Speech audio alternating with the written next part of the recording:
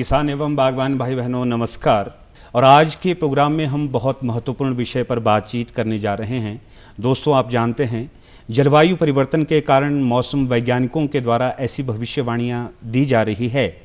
आने वाली पीढ़ियों के लिए हम जिस मौसम में हमने गुजर बसर किया वो शायद आने वाली पीढ़ियों को मुहैया ना हो सके।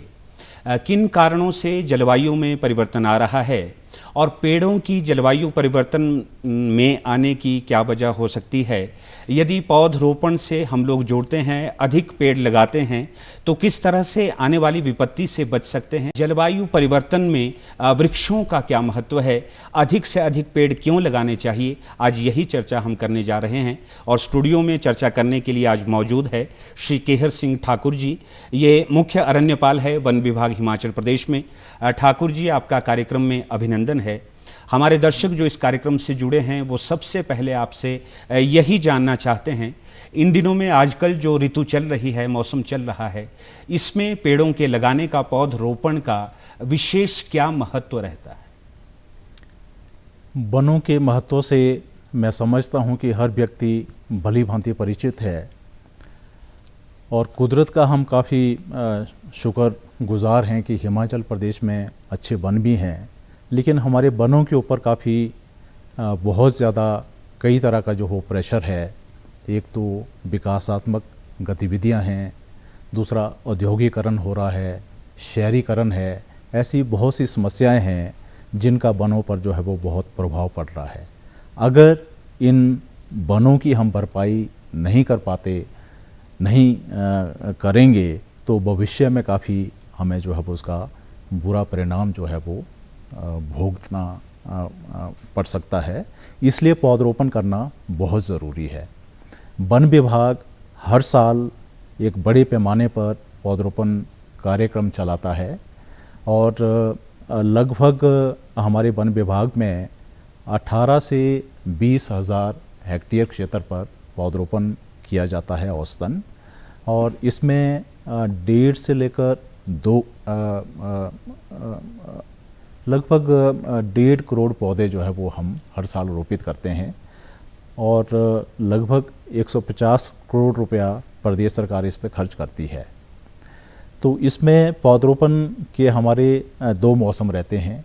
एक तो आजकल बरसात में जैसे मानसून शुरू हो गया है, बारिशें काफ़ी हो रही हैं, तो मानसून में हम पौधरोपण करते हैं।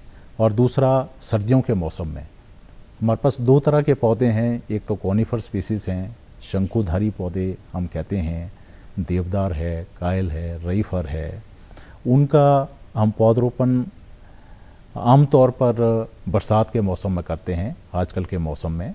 और जो चौड़ी पत्ती वाले पौधे हैं, जैसे आपने सुना है कि पौधों का पतझड़ होता है, पौधों के पत्ते गिर जाते हैं, तो चौड़ी पत्ती वाले जितने भी पौधे हैं इनका जब पतझड़ हो जाता है और जब ये सुप्तावस्था में आ जाते हैं पौधे, तो उस टाइम सर्दियों के मौसम में उनको हम जो है वो फील्ड में उनकी प्लांटिंग करते हैं ताकि उस टाइम उनको ज़्यादा जो है वो किस तरह का शौक ना लगे। ठाकुर जी, आपके कहने का तात्पर्य है कि बरसात के मौसम में यदि हम लोग मिलजुल कर पौधों का रोपण करते हैं तो उन पौधों का सर्वाइवल रेट भी बढ़ जाता है और पौधे उत्पादन क्षमता को भी बहुत जल्दी से पकड़ लेते हैं।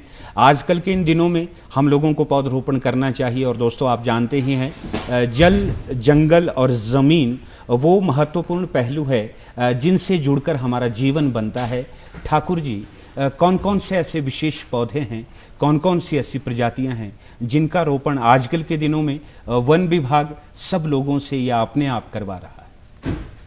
जैसे मैंने बताया, वन विभाग तो पौधरोपण कार्य करता ही है हर वर्ष, लेकिन हम ये चाहते हैं कि जब तक ये जन आंदोलन नहीं बन जाता, लोगों का हमें सक्रिय सहयोग नहीं मिलता है, ये कार्यक्रम शायद हमारा सफल नहीं हो पाएगा। इसलिए हम कोशिश करते हैं कि समाज का जो हर वर्ग है और हर व्यक्ति इस पौधरोपण जैसे पुनीत कार्य से जुड़ जाए। और जैसे आपने पौधों के बारे में बातचीत की है, तो आजकल बरसात के मौसम में हम मुख्यतः जो हमारे ऊंची ऊंचाई क्षेत्र के जैसे शंकुधारी वृक्ष हैं उसमें देवदार है, चील है, रईफर है, इस तरह के पौधे जो है वो उगाते हैं। वन विभाग तो पौधरोपण करता ही करता है, साथ में हम समाज का हर वर्ग, वो चाहे एनजीओ है या दूसरे जो सरकारी विभाग हैं, संस्थाएं हैं, या कोई भी ऐसा व्यक्ति, पंचायत हैं और युवक मंडल है, महिला मंडल है, सबको जो है वो इसके साथ जोड़ना चाहते हैं। अब जन चेतना पैदा करने के लिए एक हमारा वन महोत्सव भी एक कार्यक्रम चलता है। वन महोत्सव सबसे पहले भारत सरकार में हमारे तत्कालीन एक कृषि मंत्री थे, उन दिनों कृषि मंत्रालय और वन मंत्रालय इकट्ठे था, उसमें डॉक्टर के मुंशी जी थे। सन 1950 में उन्होंने ये शुरू किया था ताकि पौधरोपण जैसे पावन पवित्र कार्य में हम लोगों को भी जोड़ सकें। तो हम बड़े स्तर पे वन महोत्सव का भी आयोजन करते हैं। वन महोत्सव का उद्देश्य भी यही है, अधिक से अधिक लोग आप लोगों के साथ जुड़ें, वन विभाग का सहयोग करें और अधिक से अधिक वृक्ष लगाए जाएं। दोस्तों, यदि हम प्राचीन काल की बात करें, हमारे ऋषि मुनि जानते थे कि पेड़ों का हमारे जीवन में क्या महत्व है, इसीलिए तो 5 वृक्षों की कल्पना की गई है। इसीलिए हमारे ऋषि मुनि आदेश दे के गए हैं कि वृक्षों को काटना नहीं चाहिए या वृक्षों के ऊपर, पेड़ों के ऊपर पानी डालना चाहिए। शायद वो समझते थे कि यदि हमने प्रकृति को अपने से विरुद्ध कर दिया तो प्रकृति फिर उसका बहुत बुरा परिणाम हमारे सामने लाती है। वृक्षों से हमारा प्रेम रहना चाहिए और अधिक से अधिक पौधरोपण से हम लोगों को भी जुड़ना चाहिए। आपने ठाकुर जी कहा, आप अधिक से अधिक लोगों को भी इस पुनीत कार्य से जोड़ना चाहते हैं, लेकिन यदि हमारी कोई स्वयंसेवी संस्था है या पंचायत के लोग या कोई युवक मंडल पौधरोपण करना चाहे तो क्या उन्हें पौधे वन विभाग मुहैया करवाएगा? हाँ, बिल्कुल, पौधे वन विभाग उपलब्ध करवाता है। कोई भी संस्था, कोई भी व्यक्ति इस कार्यक्रम से जो जुड़ना चाहता है वो वन विभाग से पौधे जो है वो ले सकता है। सरकार ने एक ऐसी नीति बनाई है, अगर कोई संस्था, कोई व्यक्ति, पंचायती राज जो हमारे इंस्टीट्यूशंस हैं, अगर वन भूमि पर, सरकारी भूमि पर पौधरोपण करना चाहते हैं तो वन विभाग उनको निःशुल्क पौधे उपलब्ध करवाता है उनकी आवश्यकता के अनुसार। और अगर कोई ऐसी संस्था है या कॉरपोरेट सेक्टर है जो अपनी ज़मीन पे पौधे लगाना चाहता है, उनको भी वन विभाग एक बहुत ही सस्ती दरों पर, हमारी लागत तो पौधा तैयार करने में काफ़ी आती है पौधशालाओं में, काफ़ी सस्ती दर पर, सब्सिडाइज्ड रेट पर उनको भी पौधे जो है वन विभाग द्वारा उपलब्ध करवाए। केहर सिंह ठाकुर जी, लोग जब तक आपके इस पुनीत कार्य में जुड़ेंगे नहीं तब तक शायद आपका जो उद्देश्य है, आपका जो लक्ष्य है वो अधिक पूरा नहीं होगा। ग्रामीण क्षेत्रों में रहने वाले लोग, जंगलों के साथ सटे क्षेत्रों में रहने वाले लोगों से आप क्या अपेक्षा रखते हैं? क्या ग्रामीणों का सहयोग यदि आपके विभाग के साथ जुड़ जाए तो एक अच्छे हिमाचल की कल्पना हम कर सकते हैं? लोग जब दिल से नहीं जुड़ते हैं तब तक सफलता जो है वो मिलना नामुमकिन सा लगता है। वन विभाग और हिमाचल प्रदेश सरकार तो प्रयास कर ही रही है। तो हम ये चाहते हैं कि भाई हर व्यक्ति आगे आए, वनों का जो महत्व है उसको समझें, पौधरोपण करना है इसको अपना कर्तव्य समझें। और पौधरोपण के साथ साथ मैं ये चाहता हूँ कि पौधे लगाना तो आसान है, लेकिन उसका रखरखाव करना मैं समझता हूँ उतना ही ज़रूरी है। एक जो पौधा कोई भी व्यक्ति लगाए उसका संरक्षण हम करें ताकि वो पौधा पेड़ बनकर जो भी इसके जो फ़ायदे होते हैं मानव जाति को वो जो है वो मिलते रहें। तो हमारा ये प्रयास होना चाहिए कि हर एक पौधा जो लगाया जाता है या वन विभाग लगाता है उसकी हम रक्षा करें, उसको बचाए रखें ताकि वो भरपूर पौधा बन के, पेड़ बनकर उसके जितने भी फल है या जितने भी उसके फ़ायदे हैं वो मानव जाति को मिल सकें। ये आपने बहुत बढ़िया बात कही। पेड़ लगाना कोई अपने में बड़ी बात नहीं है।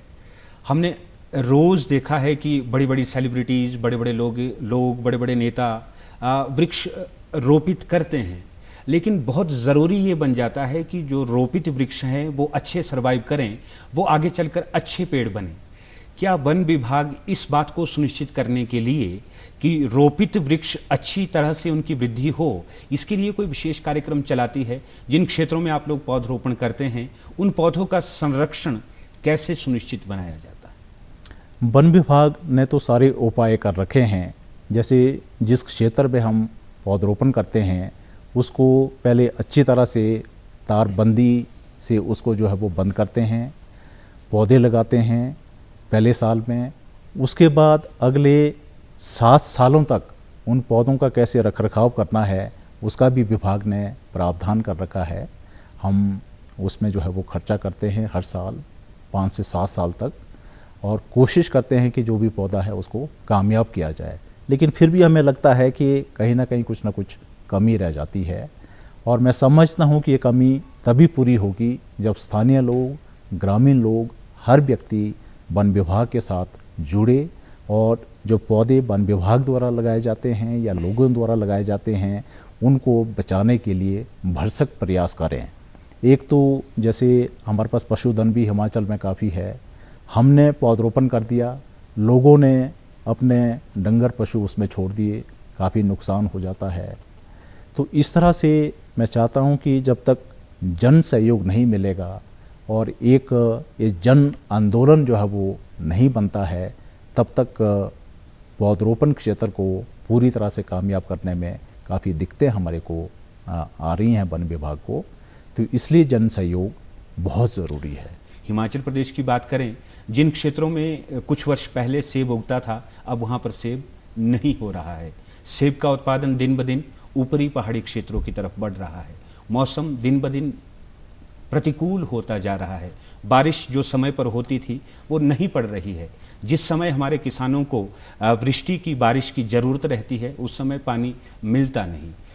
पेड़ लगाने से हम अपने पर्यावरण को कैसे मित्रवत आचरण में ला सकते हैं? पेड़ों का और पर्यावरण का आपस में क्या महत्व रहता है? पेड़ों का पर्यावरण के साथ सीधा संबंध है वनों का। तो पर्यावरण को बचाए रखने के लिए, और जो पर्यावरण हम कह रहे हैं प्रदूषित हो रहा है, उसमें वनों का जो है एक अहम भूमिका है। तो इसलिए वन बचाना, बचाए रखना जो है वो बहुत ज़रूरी है। ये आपने ठीक कहा कि आजकल विश्व स्तर पर ये बातचीत हो रही है कि वैश्विक जो तापमान है बढ़ रहा है, जलवायु परिवर्तन हो रहा है, और मैं ये बताना चाहूँगा कि आगे आने वाले कुछ सालों में ये काफ़ी एक भयंकर समस्या के रूप में जो है वो सारे विश्व के सामने आने वाला है, और उसके दुष्परिणाम काफ़ी जगह हमें देखने को भी मिल रहे हैं। अगर हम चाहते हैं कि इन दुष्परिणामों से बचा जाए जलवायु परिवर्तन से, तो हमें वनों को बचाना बहुत ज़रूरी है। वनों से हमारा पर्यावरण बचा रहेगा, पर्यावरण ठीक रहेगा तो हमारा जो मानव जाति है या जो समस्याएं आ रही हैं, ये जो वैश्विक जो तापमान बढ़ रहा है उससे बड़ा प्रभाव ये हो रहा है कि अगर 1 डिग्री या 2 डिग्री भी हमारा तापमान बढ़ जाता है तो जितने हमारे जो ग्लेशियर्स हैं ऊंचाई पर, जो कि नदियों के एक स्थायी स्रोत होते हैं, वो पिघल रहे हैं काफ़ी मात्रा में, और जो समुद्र का जो जल स्तर है वो बढ़ता चला जा रहा है। तो जो नदियों के जो स्रोत थे ग्लेशियर वो ख़त्म हो जाएंगे, समुद्र जो है उसकी जो लेवल है उसका वो बढ़ जाएगा, कई क्षेत्र हमारे जलमग्न हो जाएंगे, कहीं सूखा पड़ रहा है, कहीं अचानक बाढ़ आ रही है। तो इन दुष्परिणामों से बचने के लिए, और इस सब का प्रभाव हमारे कृषि पे भी पड़ रहा है, बागवानी पे भी पड़ रहा है, और जीवन के हर क्षेत्र में हमारी दिनचर्या वो जो है वो काफ़ी खतरे में पड़ने वाली है। तो इसलिए हमें वनों को बचाना बहुत ज़रूरी है। एक तरफ तो वन विभाग पौधरोपण की बात करता है और दूसरी तरफ अवैध कटान किया जा रहा है। क्या इसके ऊपर भी कभी चिंता व्यक्त की जाती है वन विभाग के द्वारा? अवैध कटान पे वन विभाग काफ़ी सख्ती से पेश आ रहा है। लोगों को हम समझा बुझा के भी ये प्रयास कर रहे हैं कि भाई जंगल ना काटे जाएं, इसके कितने दुष्परिणाम होते हैं। तो दूसरा, अभी आपने आजकल देखा होगा कि प्रदेश हमारा जो उच्च न्यायालय है उसने भी काफ़ी जो है वो सख्ती से इसको अवैध कटान को या ये जो एनक्रोचमेंट्स हैं, अवैध जो कब्जे हैं, उसको लिया हुआ है। तो वन विभाग ने भी इसमें एक मुहिम छेड़ रखी है कि जहाँ भी ऐसे कोई अवैध काम होते हैं सख्ती से उनको निपटा जाए और समझा बुझा के भी लोगों को कि भाई जंगल कितने ज़रूरी हैं, कितना महत्व है। तो इस तरह से उनको जागरूक करके, शिक्षित करके समाज को, लोगों को, गाँव वासियों को भी हम प्रयास कर रहे हैं कि अवैध कटान कम से कम हो, वनों की रक्षा करें और ताकि हमारा पर्यावरण जो है वो सुरक्षित रहे और स्वस्थ रहे। हिमाचल प्रदेश की यदि हम बात करें तो दर्शकों, हिमाचल प्रदेश को पर्यटक नगरी के नाम से जाना जाता है। लाखों करोड़ों पर्यटक हर वर्ष हिमाचल प्रदेश घूमने आते हैं और इसीलिए आते हैं। यहाँ की हरी भरी वादियाँ, कल कल बहते झरने, बर्फ़ों से ढके पहाड़, यदि ये सुंदरता ही नहीं होगी तो विश्व के कौन लोग यहाँ पर आएंगे। हमें अपने हिमाचल को, अपने भारत को संरक्षित बनाना है। वन विभाग हर वर्ष लगभग कितने पौधों का रोपण करता है? क्या कुछ प्रतिवर्ष के लिए आप लक्ष्य निर्धारित करते हैं कि इस वर्ष वन विभाग इतने पौधों का रोपण करेगा? क्या कुछ परिपाटी रहती है? लगभग हम 18 से 20 हज़ार हेक्टेयर वन क्षेत्र पर पौधरोपण करते हैं, जिस पर जो हिमाचल प्रदेश सरकार लगभग 150 करोड़ रुपया सालाना जो है वो खर्च भी करती है। और इसमें अगर पौधों की संख्या देखें तो 1.25 करोड़ से 1.5 करोड़ तक पौधे हम हर साल जो है वो वन विभाग रोपित करता है। 1.25 करोड़ से लेकर 1.5 करोड़ तक प्रतिवर्ष पौधे रोपित किए जाते हैं वन विभाग के द्वारा। और यदि हमारे स्थानीय लोग, स्थानीय स्वयंसेवी संस्थाएं या पंचायती राज के लोग या युवक मंडल इस कार्य में वन विभाग का सहयोग करते हैं तो बहुत बढ़िया रहेगा। केहर सिंह ठाकुर जी, आज आप कार्यक्रम में आए, पौधरोपण के ऊपर आपने इतनी महत्वपूर्ण चर्चा की और हमारे दर्शकों जिन्होंने इस कार्यक्रम को देखा वो भी शायद समझ गए होंगे कि आने वाली पीढ़ियों के लिए यदि हमें हरा भरा हिमाचल देना है तो हमें अधिक से अधिक वृक्षरोपण करने होंगे। हम ऐसा भी कर सकते हैं कि जब भी हमारा जन्म दिवस आए, जन्मदिन आए तो एक ना एक पौधे का रोपण करें। इसी के साथ आज के कार्यक्रम को संपन्न करते हैं। अनुमति दे, नमस्कार।